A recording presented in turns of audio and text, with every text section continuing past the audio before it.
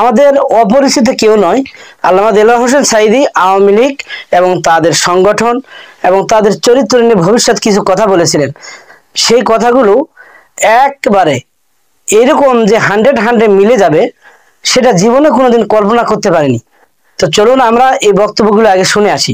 আলেমদেরকে ধরতেছো, মুসল্লিদেরকে ধরে ধরে জেলে ঢুকাচ্ছ, সময় আসবে এমন ইন্দুরের গর্ত অপমানা পালাবার জন্য।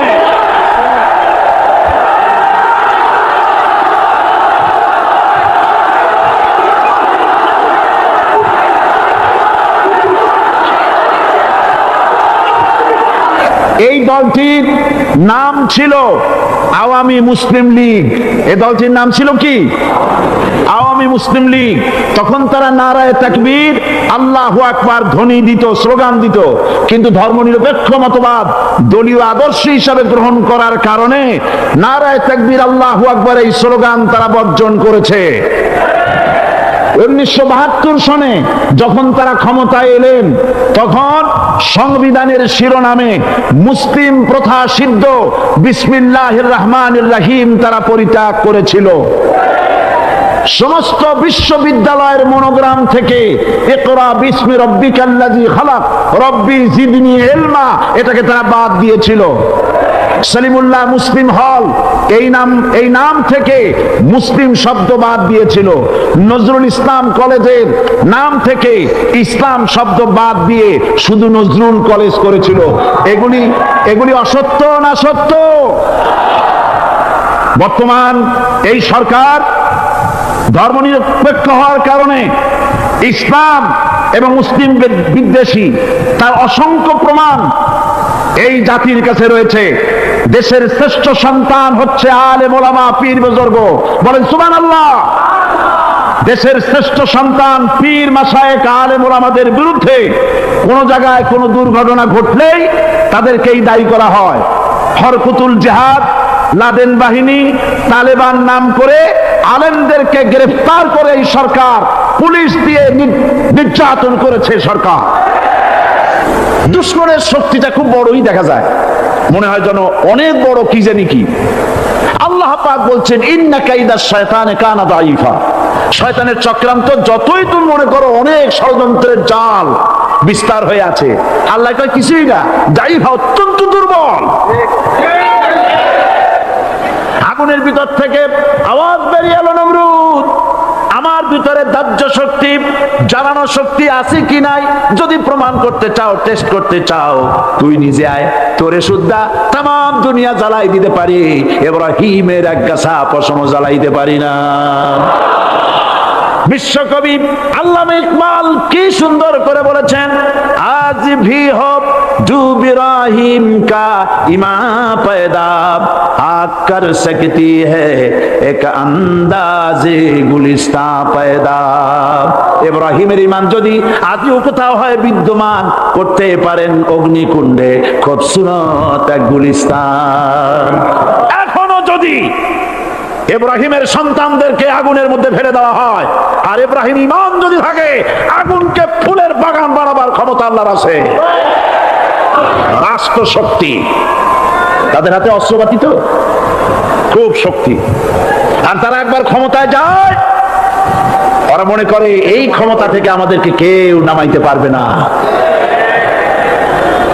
বিংশ শতকের শ্রেষ্ঠ মুজাদ্দিদ আল্লামা সৈয়দ আবুল আলা মওদুদী রাহমাতুল্লাহ আলাইহি তিনি এক জায়গায় লিখেছেন, স্বৈরাচারীরা তার পতনের সমস্ত ছিদ্র বন্ধ করে, কিন্তু একটা ছিদ্র বন্ধ করতে পারে না, মনের ভুলে সেই ছিদ্রটা থেকেই যায়, যেই ছিদ্র দিয়ে আসলে তার পতনটা হবে।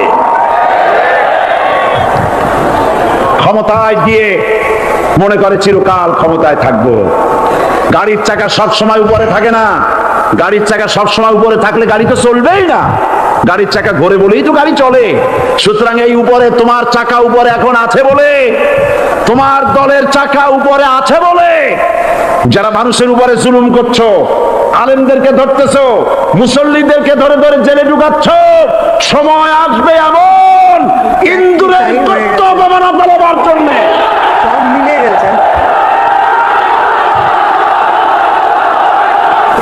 সমস্ত এরা যদি ধর্মঘট করতে, আমরা কেউ মাটির তলায় যাব না, কেউ আমরা আগুনে পুড়ে ঝামা হব না, পিক হব না, কেউ আমরা টুকরা টুকরা হব না, সবাই থাকবো উপরে উপরে। তাহলে কি দালান হইতো নাকি? এই বিল্ডিং নির্মাণ করতে গিয়া ইটের যে স্যাক্রিফাইস, হাজার হাজার ইটকে পিক হতে হয়েছে, পুড়ে যেতে হয়েছে, খোয়া হতে হয়েছে, ভেঙে টুকরা টুকরা হয়ে 50 ফিট মাটির নিচে যেতে হয়েছে, তারপরে ইমারত গঠন হয়েছে, সুন্দর দালান তৈরি হয়েছে। যারা ইসলামী শাসন চান, আল্লাহর দ্বীনকে বিজয়ী দেখতে চান, তাদেরকে অসংখ্য মানুষকে পোড়াইটের মতো জেলখানায় পুড়ে পুড়ে মরতে হবে, অসংখ্য মানুষকে ফাঁসির কাস্টে ঝুলতে হবে, গায়ের রক্ত দিতে হবে, শহীদ হতে হবে, তারপরে ইসলামের ইমারতটা কায়েম হয়ে যাবে। শায়ের কবি কি সুন্দর করে বলছেন, কবি সুন্দর করে বলছেন, ये शहादत गाहे उल्फत में कदम रखना, ये शहादत गाहे उल्फत में कदम रखना, लोग समझते हैं आसा है मुसलमान होना। মানুষেরা মনে করে মুসলমান হওয়া খুব সহজ জিনিস। না, মুসলমান হওয়ার অর্থ হলো শাহাদাতের ঈদগাহে শামিল হয়ে যাওয়া।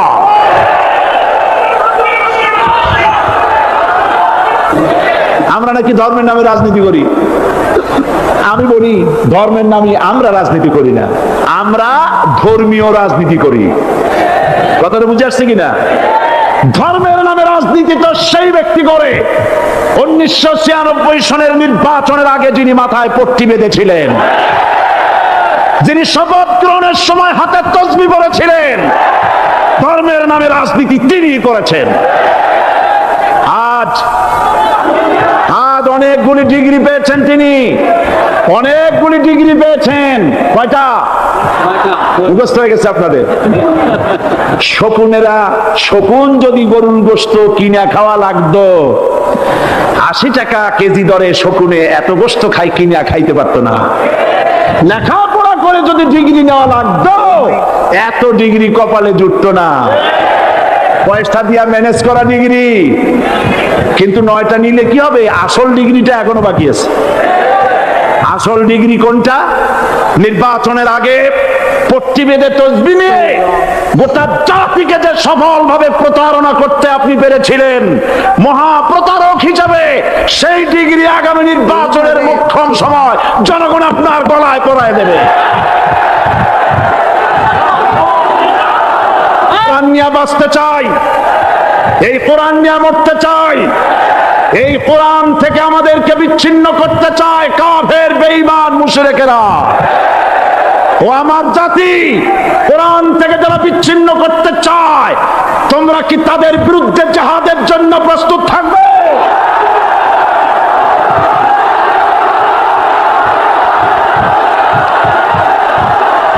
আজ আমাকে কথা বলতেই হবে ইনশাআল্লাহ, কারণ আগামীতে আবার আপনাদের সাথে দেখা হবে কিনা আমি জানি না।